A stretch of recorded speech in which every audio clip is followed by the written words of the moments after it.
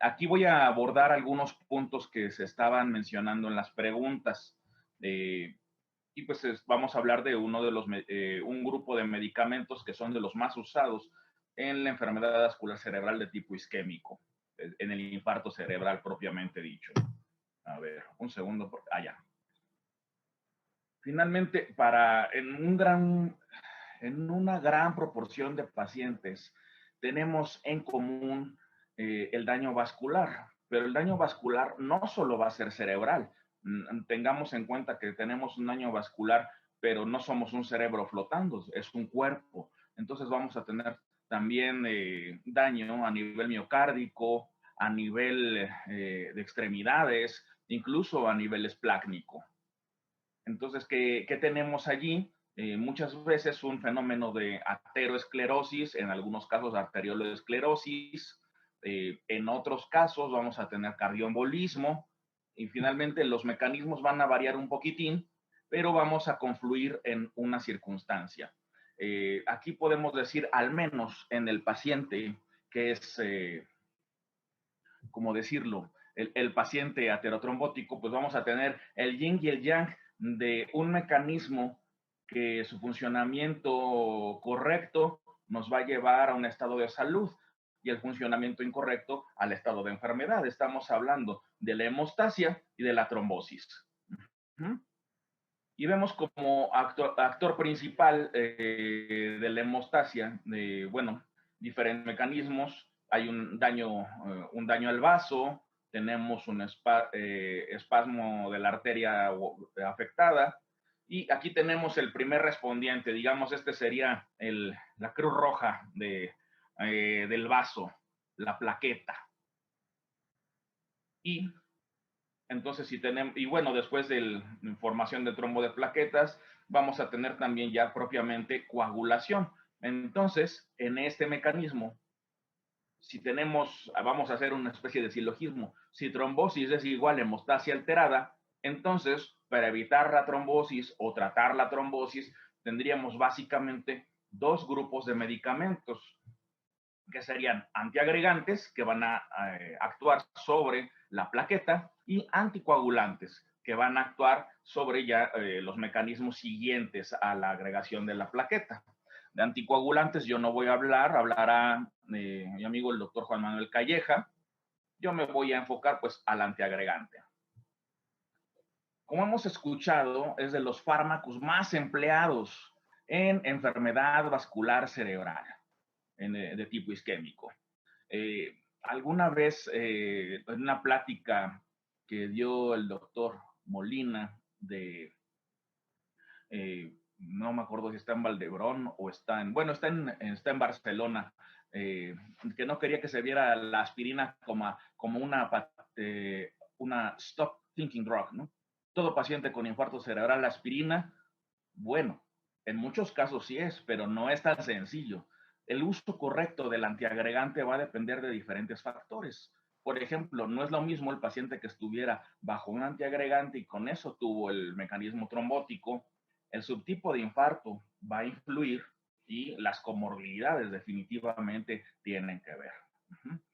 Entonces, bueno, lo que les estoy mostrando en este momento es la clasificación TOAST, la vieja clasificación TOAST, en la cual tenemos 5 subtipos grandes: enfermedad de grandes vasos, enfermedad cardioembólica, enfermedad de pequeño vaso, otras etiologías determinadas en las cuales entran muchos otros subtipos, que son muchos, pero son poco frecuentes, o pacientes con etiología indeterminada.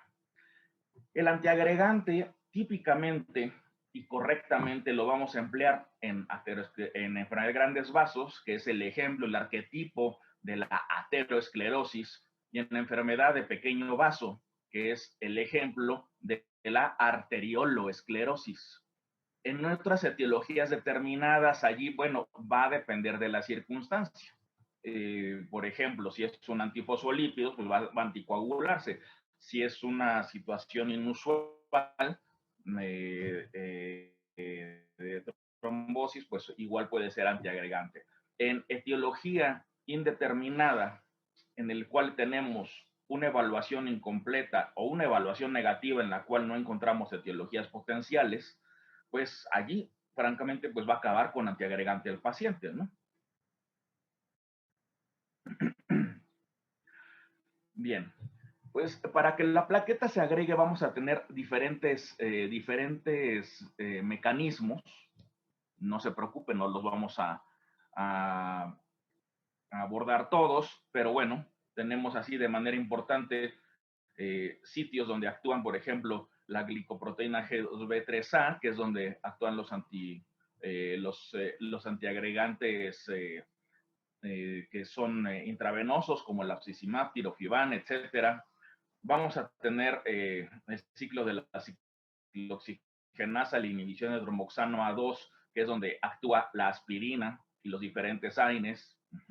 Vamos a tener también el uso el, en diferentes factores en donde va a ser fosfoiesterasa, donde va a actuar el dipiridamol, por ejemplo, y triflusal.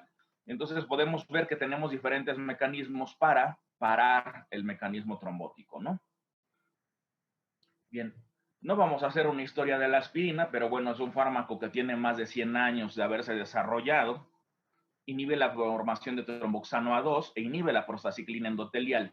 Y es un fármaco que es el más empleado en prevención secundaria. Tomemos en cuenta que aquí nos vamos a hablar de prevención primaria, pero se ha visto que no es útil en prevención primaria. Nada más quiero aclarar eso. Prevención primaria, esto es que nunca ha ocurrido el infarto, no tiene sentido usarlo, pero sí tiene mucho sentido si es prevención secundaria.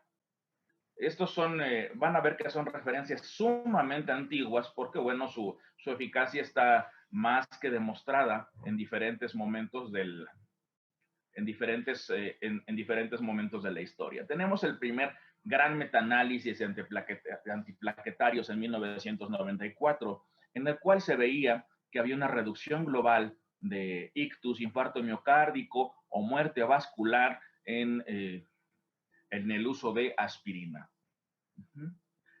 Posteriormente, el siguiente metaanálisis gigante, la colaboración de antiplaquetarios en 2002, en el cual se emplean diferentes antiplaquetarios, incluyendo ya la existencia de el clopidogrel y la ticlopidina, se observa que también sigue siendo bastante útil. Aquí, de lo que se destaca es vean, hay algunos que ni siquiera los voy a abordar porque este metaanálisis, este forest plot, nos va a contestar bien. Bueno, primero una cosa, la duda de las dosis, ¿no? Dosis por arriba de 75 miligramos ya empezaban a ser útil y realmente, como ven, no había mucha diferencia de dosis bajas a dosis altas. Entonces, pues normalmente empleamos dosis bajas de aspirina, perdón, específicamente, porque estas van a ser pues mejor toleradas que una dosis alta, ¿no? Triflusal solo, dipiridamol solo, no eran superiores a aspirina. Otra circunstancia interesante es que la ticlopidina y el clopidogrel, que son tienopiridinas, sí tenían cierta superioridad respecto a aspirina sola. Otra virtud interesante de la aspirina es el uso en infarto cerebral agudo. La primera evidencia que hubo de esto fue el análisis combinado del International Stroke Trial y el Chinese Acute Stroke Trial, cuyo análisis combinado, como les menciono, de poco más de 40,000 pacientes, demostró la efectividad de emplear aspirina. Por supuesto, en el paciente que no se estaba trombolizando dentro de las primeras horas de evolución, si bien confería una protección contra recurrencia de un modesto 9%, era un valor absoluto. Bien, otro medicamento interesante, la ticlopidina, que es una tienopiridina, un antagonista del receptor de ADP, no tenía que ver con la prostaciclina y muestra su eficacia. Se ve que tiene, ya comparando aspirina, incluso una dosis alta contra ticlopidina, se ve que tenía una protección respecto a aspirina mayor, 21% de reducción en infarto cerebral y 13% de reducción en ictus no fatal o muerte. Una cuestión interesante es que esta situación protectora incluso se mantenía en el paciente con diabetes mellitus, cosa que en aspirina sola no ocurría. El gran problema es los efectos adversos de la ticlopidina. Neutropenia severa, púrpura trombótica, trombocitopénica, diarrea, rash, pues eso como que no sonaba muy genial para un medicamento que tenía que darse por antonomasia por largos periodos o en algunos casos pues para siempre, ¿no?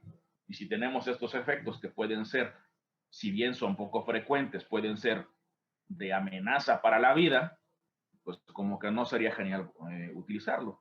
Finalmente surge otra tienopiridina que carecía de esos efectos adversos, el clopidogrel, cuyo boom sobre todo se dispara con el paciente de infarto miocárdico y muestra su eficacia en el estudio CAPRI por primera vez en infarto cerebral, infarto miocárdico y enfermedad arterial periférica. Como recurrencia, quiero aclararlo, ¿no? Cuando el evento índice que hacía que se reclutara al paciente era infarto miocárdico y enfermedad arterial periférica, se veía una reducción de infarto cerebral. Paradójicamente, en infarto cerebral, si el evento índice era infarto cerebral, la recurrencia no se disminuía tanto. Miren, respecto a aspirina, tenemos una reducción de 8.7% de eventos isquémicos. Digamos, es poquito, pero bueno, es sustancioso. Si el infarto cerebral era la cuestión inicial, tan solo era 7.3%. Cualquier evento recurrente, como inicio, era 6% de reducción. Y el perfil de seguridad era muy parecido al de la aspirina. Entonces, bueno, se empieza a usar de manera casi masiva. El gran problema, el alto costo, comparándolo con aspirina. Dipiridamol. Dipiridamol solo es un inhibidor de fosfodiesterasa. Ha tenido muchos estudios. Sin embargo, dipiridamol solo no era tan útil. Incluso la combinación aspirina-dipiridamol no había diferencias significativas en aspirina, contra aspirina. Ahora bien, otro fármaco que se emplea es el dipiridamol de liberación prolongada más aspirina. La combinación de este medicamento comparado contra aspirina era superior en un 23% a la aspirina sola. Y recuerden, el dipiridamol solo no era superior a la aspirina. Tomemos en cuenta una circunstancia. Mucho de esto viene, vean aquí la referencia, este estudio, cuya cabeza fue el doctor Hans Christoph Diener, el ESPC2 tuvo ciertos problemas logísticos, ciertos problemas en cuanto a ética. Se criticaba mucho el uso de una dosis muy baja de aspirina en ese caso. Entonces, pero bueno, con esta evidencia se queda también entonces como un medicamento que podía utilizarse, dipiridamol de liberación prolongada más aspirina en un combo en una pastilla. Un inconveniente de este medicamento es que requería 2 tomas al día y no era nada raro que al paciente al principio del tratamiento, sobre todo en las primeras 3 semanas, le causaba cefalea. Ahora vámonos con circunstancias pues más específicas, porque bueno, entonces tendríamos 3 fármacos, ¿no? 3 fármacos para emplear de manera masiva en el paciente de infarto cerebral, siempre y cuando no fuera cardioembólico, ¿no? Que sería aspirina con dosis por arriba de 75 miligramos, se emplea mucho en México entre 100 y 300 miligramos, clopidogrel y dipiridamol de liberación prolongada más aspirina. Incluso esto permea en las guías de la American Heart Association respecto a prevención secundaria del ictus isquémico. Ahora, una circunstancia interesante, por ejemplo, en estenosis arterial intracraneal.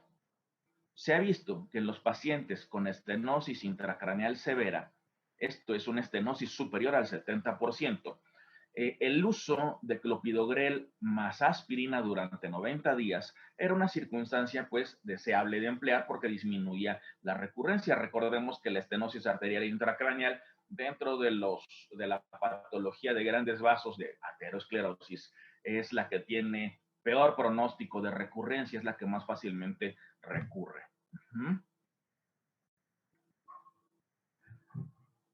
Ahora bien, una circunstancia interesante, les hablaba hace un momento del infarto, del uso de aspirina en etapa aguda. Bueno, el uso de aspirina en etapa aguda ya vimos que era útil en las primeras horas de evolución en los pacientes no trombolizados. Ahora, ¿qué pasa en el paciente con infarto cerebral menor? O sea, un infarto cerebral de un NIH de menos de 6 o un ataque isquémico transitorio. Pacientes en los cuales muchos de ellos no acababan trombolizando. Bueno, obviamente un ataque isquémico transitorio no se va a trombolizar. Entonces, viene la evidencia primero, viene de un gran estudio chino, el estudio Chance, en el cual daban incluso dosis de carga de clopidogrel más aspirina, dosis de carga de clopidogrel y se agregaba aspirina, pero era un estudio exclusivamente en chinos. Posteriormente, en el estudio Point se corrobora esta circunstancia del uso de clopidogrel más aspirina en otro tipo de poblaciones. Sí, ahí había una disminución de recurrencia en este grupo de pacientes, infarto cerebral menor o ataque isquémico transitorio. La circunstancia es que el hecho de la combinación también aumentaba el riesgo de eventos hemorrágicos, incluso hemorragias letales. Sin embargo, se vio que era en cierto margen de tiempo si se sostenía durante más tiempo el clopidogrel. Se ve el clopidogrel y la aspirina. Se ve entonces que la combinación la mantenemos por 21 días y posteriormente quitamos la aspirina y se queda así. Ojo con las combinaciones fuera de los contextos previos. Y también quiero hacer una excepción. El paciente que recibe stents, que se le pone un stent, ya sea cerebral, coronario, etcétera, va a requerir doble antiagregación. Pero fuera de ese contexto o del contexto previamente mencionado, que está muy acotado por un tiempo específico, no, ya ha sido bien demostrado que la combinación clopidogrel más aspirina comparado contra clopidogrel y clopidogrel más aspirina comparado contra aspirina no tenía mayor protección que que utilizar el fármaco solo. Esto viene con información, pueden verlo en el estudio Match y en el estudio Carisma. Esto era bien conocido. Entonces, la excepción previa, ¿no? En agudo, en estenosis grave y en uso de stenting. Bien, aquí tenemos una situación diferente en la combinación con antiagregantes. ¿Qué pasa con el paciente que tiene fibrilación auricular, que sabemos que es un paciente que va a tener que anticoagularse y que no puede anticoagularse, ¿no? Que tiene efectos adversos importantes respecto a la anticoagulación? Se ha visto que el estudio, bueno, en el estudio ACTIV-A específicamente, la combinación de clopidogrel-aspirina, era de beneficio comparado con aspirina sola. Si bien esto no se va a comparar al efecto protector de la anticoagulación, esta es una circunstancia deseable de usarse en el paciente que no podemos emplear anticoagulación porque tenga una contraindicación formal. Bien, concluyo mi presentación mencionando que pues tenemos fármacos de alta eficacia, pero como ven, no es nada más dar la aspirina y ya, tenemos que individualizar bien la terapia, conocer los tiempos para tener éxito en nuestro objetivo, que es que no vuelva a repetir el ictus. Recuerden que a mayor recurrencia, mayor mortalidad y pues mayor morbilidad. Y bueno, pues les doy las gracias a todos los que nos están escuchando. Muchas gracias por estar desde tan temprano, en sábado, ya conectados.